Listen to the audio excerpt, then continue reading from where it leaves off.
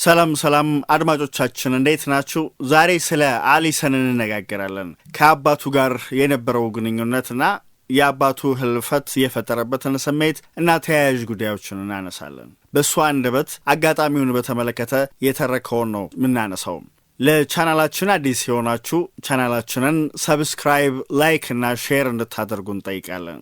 በአሊሰን አንደበት የተነገረውን ነው የምናነሳው። የአባቴ የወጣትነት ምስል አእምሮዬ ውስጥ እንደታተመ አለ። ከትውስታ በላይ ጥልቅ ነው። ያው ታውቃላችሁ፣ ትዝታ የደበዘዘ ነው አይደል? ይህኛው ይለያል። ይህኛው በቀለማት ያጌጠ ነው። ህልም ይመስላል።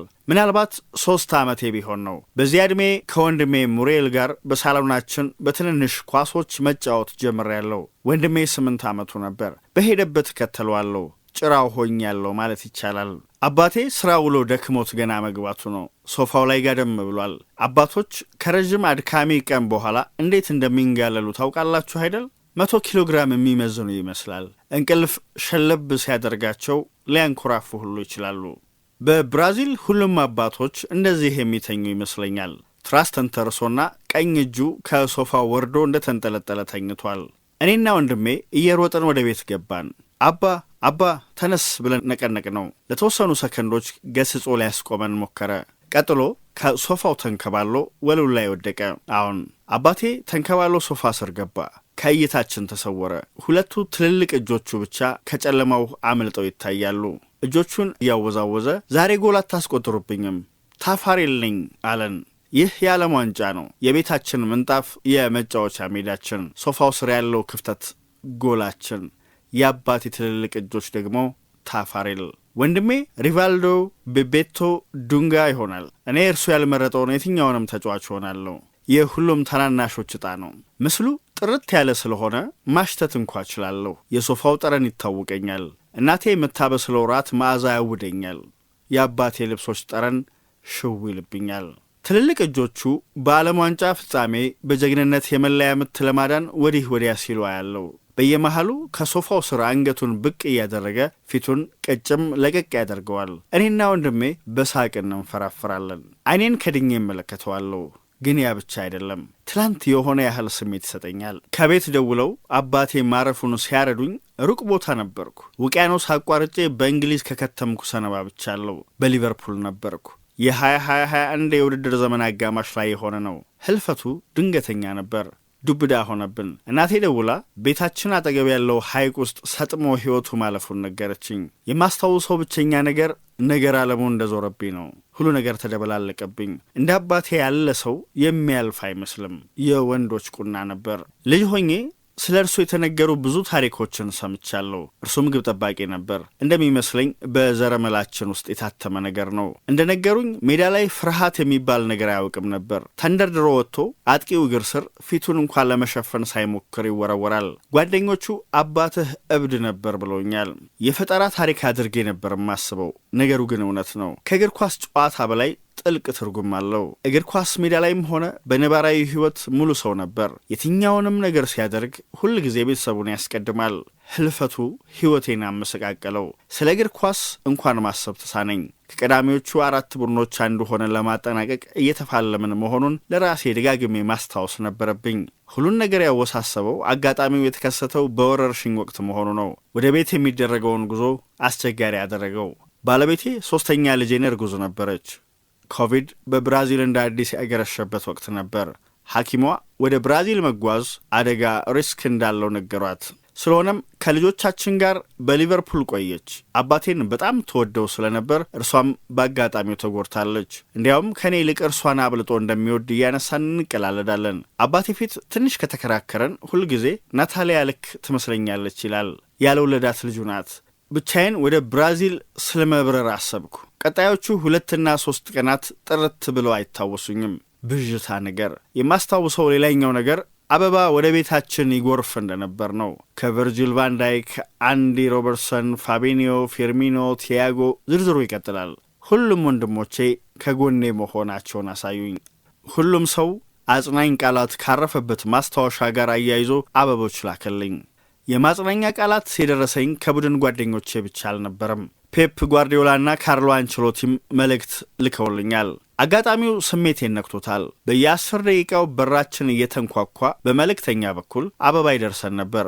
በስቃይ ውስጥ ላለ ሰው ትንሽ የሚመስሉ እንደዚህ አይነት ድርጊቶች ከፍ ያለ ትርጉም እንዳላቸው እነዚህ ሰዎች የሚያውቁ አይመስለኝም። መራር ባላንጦች እንኳ ማሊያው ላይ ከሰፈረው ስም ባሻገር ያለውን ሰው ልብ እንደሚሉ ማሳያ ነው። የማረሳቸው አጋጣሚዎች አሉ። ከእነዚህ መካከል ከየርገን ክሎፕ ጋር ያደረግኩት የስልክ ንግግር ነው። በልምምድ ላይ ባለመገኘቴ የጥፋተኝነት ስሜት ውስጥ ነበርኩ። በወቅቱ ከቀዳሚዎቹ 4 ቡድኖች ውጪ ስለነበርን እያንዳንዱ ውጤት ያስፈልገናል። የርገን ግን የፈለግኩትን ያህል ጊዜ እረፍት እንዳደርግ ፈቀደልኝ። እሺ ግን ብዬ ሐሳቤን ሳልጨርስ በጭራሽ ስለምንም ነገር እንዳትጨነቃለኝ። የርገንም አባቱን ያጣው በእኔ ዕድሜ ሳለ ነበርና ስሜቱን በሚገባ ያውቀዋል። እርሱ ለእኔ አሰልጣኝ ብቻ አልነበረም፣ ሁለተኛ አባቴ ጭምር ነው። ኦሪጊ ኤቨርተን ላይ ጎል ሲያስቆጥር አቅሉን እንደ ሳተ ሰው ግማሽ ሜዳ አቆራርጦ መጥቶ የተጠመጠመብኝን አጋጣሚ መቼም አልረሳውም። አንዳንድ ጊዜ አጋጣሚውን በስልክ እየተመለከትኩ ስቃለው።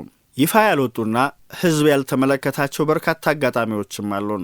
ከሜዳችን ውጭ ያሸንፈን ስንመለስ አውቶቡሳችን ውስጥ አብረን ተቀምጠን ቢራችንን እንጎርጫለን፣ እንደ አንድ ቆፍጣና ጀርመናዊና እንደ አንድ ቆፍጣና ብራዚላዊ። የርገን ከሐዘኔ እስከ ጽናና ድረስ የፈለግኩትን ያህል ጊዜ እንደወስድ ፈቅዶልኛል። ብዙዎቹ አሰልጣኞች ይህንን አይረዱም። ይህ የሊቨርፑል መንገድ ነው። ይህ ክለብ የተለየ ነው። ተጫዋቾቹ ሳይቀሩ ይለያሉ። በወቅቱ የቡድን መሪያችን የነበረው ሬይ ሆጋን በአጭር የጽሑፍ መልእክት የቡድን ጓደኞች ተነጋግረው ለቀብር ወደ ብራዚል የሚያደርሰኝ የግል አውሮፕላን ወጪ ለመሸፈን መስማማታቸውንና ምንም መጨናነቅ እንደሌለብኝ አሳውቀኝ። ሁኔታው ግን አስቸጋሪ ነበር። በወቅቱ ወደ ብራዚል ብበር ራሱ ስመለስ ለ14 ቀናት ኳረንቲን ማድረግ ይጠብቅብኛል። በቀጥታ ከሰው መቀላቀል አልችልም። ከአባቴ ቀብር ስመለስ ብቻዬን ለ2 ሳምንታት በሆቴል ክፍል ልታገት እንደሆነ አሰብ። ከሁሉ በላይ ከባዱ ነገር ነፍሰ ጡሯ ባለቤቴ ያንን ሁሉ ጊዜ ብቻዋን ከልጆቿ ጋር እንደምታሳልፍ ማሰቤ ነው። እርግዝናዋ እየገፋ ስለነበር ምን እንደሚፈጠር አይታወቅም። ለእናቴና ወንድሜ ደውዬ ሁኔታውን አጫወትኳቸው። በሕይወቴ እንደዚያ ቀን ከባድ ንግግር በስልክ አድርጌ አላውቅም። ብዙ ተላቀስን። በመጨረሻ የቱንም ያህል ፈታኝ ቢሆን አባቴም ቢሆን የሚፈልገው ከልጆቼና ከሚወዳት ልጁ ከባለቤቴ ጋር እንድቆይ ነው ብዬ ለመቅረት ወሰንኩ። እርሱ የኖረው እንደዚያ ነበር። እናም ያለኝን ክብር ማሳየት ያለብኝ የእርሱን ፈለግ በመከተል መሆኑን አመንኩ። ላቅፈው በምችልባቸው አጋጣሚዎች ሁሉ አቅፌዋለሁ።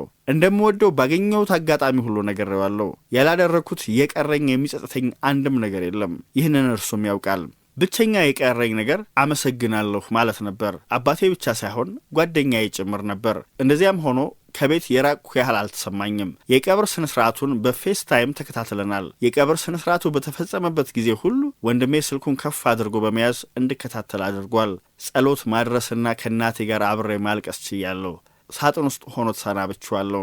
የቡድን ጓደኞችም እንድጽናና ከፍ ያለ ጥረት አድርገዋል። የእነሱ ውለታ አለብኝ። ያ ፈታኝ የሕይወቴ ክፍል ነበር፣ ነገር ግን እንድወጣው አበረቱኝ። ወደ ልምምድ ስመለስ ሁሉም የቡድን ጓደኞቼ ቶሎ እንድጽናና በተለያየ መንገድ አግዘውኛል። ስለሆነም የቡድን ጓደኞቼ የማይታመን ድጋፍ በርትቼ እንድቆም ካደረጉ ነገሮች አንዱ መሆኑን መመስከር ይኖርብኛል። አሁን ወደ ቤቴ ስመለስ ልክ ያኔ አባቴ ያደርገው እንደነበር ከልጆቼ ጋር እጫወታለሁ። ልጄ ሞሳላ፣ ትሬንት አሊያም ቪኒን ይሆናል። እኔ ደግሞ ታፋሪልን መሆን እንደምፈልግ ነግረዋለሁ። ነገር ግን አሊሰንን መሆን አለብኝ። ታሪክ ራሱን ይደግማል፣ እየሰፋም ይሄዳል። ከአባቴ ህልፈት በኋላ ራፋኤል ተወለደ። ለእኔም ሆነ ለባለቤቴ ተስፋችን ዳግም እንደለመለመ ተሰማን። በሕይወታችን ዳግም ብርሃን ሆነ። ራፋኤል ከተወለደ ከ6 ቀናት በኋላ አሁንም ድረስ ላብራራው የማልችለው አንድ ነገር ተከሰተ። ከዌስት ብሮሚች ወሳኝ ጨዋታ እያደረግን ነበር። በቻምፒየንስ ሊግ ተሳታፊ የሚያደርገንን ውጤት ይዘን ለማጠናቀቅ በምናደርገው ጥረት ውጤቱ ያስፈልገናል። ያን ዕለት ግን ሁሉ ነገር ከኛ በተቃራኒ እየተጓዘ ነበር። ጨዋታው ሊጠናቀቅ ሰከንዶች እየቀሩት 1-1 ነበርን። ግብ ጠባቂ ስትሆን በእንደዚህ ያለው አጋጣሚ ፍጹም ቅጣት ምት ሳጥን ጠርዝ ላይ ቆሞ የሚሆነውን ነገር ከመጠባበቅ ውጭ አማራጭ አይኖርህም። የማዕዘን ምት ስናገኝ የግብ ጠባቂዎች አሰልጣኛችን ሄጄ የማጥቃት እንቅስቃሴውን እንድቀላቀል መመሪያ ሰጠኝ። በምችለው ፍጥነት ሮጬ ዌስት ብሮም ሳጥን ደረስኩ። እውነቱን ለመናገር ተጨማሪ ትርምስ ፈጥሬ የቡድን ጓደኞቼ እድል እንዲያገኙ አደርጋለሁ በሚል እንጂ ጎል ለማስቆጠር አልነበረም ወደዛ ሄድኩት። ትሬንት ያሻማት ኳስ ወደ እኔ ስትመጣ በግንባሬ ገጭቻት ወደቅኩ። ከዚያ በኋላ ሁሉም ተጫዋቾች ተረባረቡብኝ፣ ከበቡኝ። ፈገግታ እና ለቅሶ ፊታቸው ላይ ተመለከትኩኝ። ቲያጎ፣ ፊርሚኖ፣ ሁሉም። ሞሳላ ሌሎች ተጫዋቾች ጎል ሲያስቆጥሩ የዚህን ያህል ሲፈነድቅ ተመልክቼ አላቅም። የዚያን ቀን በተለየ ስሜት ነበር ደስታውን የገለጸው። በኮፕ ኤንድ የታደሙት ደጋፊዎችም በተለየ መንገድ ነበር ስሜታቸውን የገለጹት። አስገራሚ አጋጣሚ ነበር። እናም የደጋፊዎች ዝማሬ በተለየ መንገድ የዛን ቀን ያጣጣምኩበት ነበር። በእግር ኳስ እጅግ ተጽዕኖ ፈጣሪ ከሆኑት ዝማሬዎች አንዱ የሊቨርፑል ደጋፊዎች የሚያቀነቅኑት ዩል ኔቨር ዎክ አሎን ነበር። እናም በወጀብ በማዕበል ውስጥ ብታልፍ እንኳን ብለው የነሱ ከጎን መኖራቸውን ሲገልጹ ስሰማ የተለየ ስሜት ሰጠኝ። በዓለማችን ከ5000 የሚልቁ የእግር ኳስ መዝሙሮች አሉ። አንዳቸውም ግን የዚህን ያህል ስሜት ሊሰጡኝ አልቻሉም። በትክክልም መዝሙሩ ትክክለኛውን ቦታ እንዳገኘ ተሰማኝ። እናም አሁንም ድረስ በርትቼ